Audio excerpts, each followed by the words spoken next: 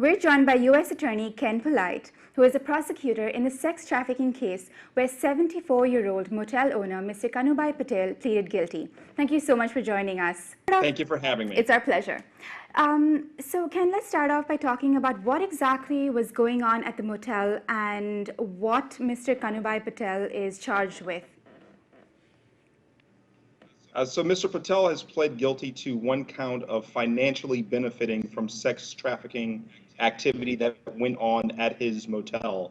He owned this motel from 1979 through mid-2013, and the count that he pled guilty for, he's essentially acknowledged that he was aware of and financially benefited from pimps from the Memphis area coming down to New Orleans and using his hotel for sex trafficking activities by several women. Sure. Do you know how long this was going on for? The charge that he's facing right now, he's acknowledged at least a 6-month period. Other defendants in this case have pled guilty to that conduct going on for at least 1 year. We suspect that in many of these cases, this conduct goes far beyond 1 year. Sure, and per the reports that we read, there were many atrocities that were performed against women. Can you tell us a little more in detail about what exactly happened at that motel? Certainly. So by force, coercion, oftentimes using drugs and alcohol, in addition to physical abuse, these women were forced to perform sex acts in exchange for monetary gain. Mm-hmm. Of course, that they never received. These men, these defendants, that were serving as their pimps were the recipients of those financial benefits. Mr. Patel and the other defendants were fully aware of and engaged in that type of force or coercion. These women were beaten. Property was destroyed oftentimes in connection with those beatings. And he essentially turned a blind eye to that conduct. And how did these happenings come to light? We have had this investigation ongoing for several years at this point.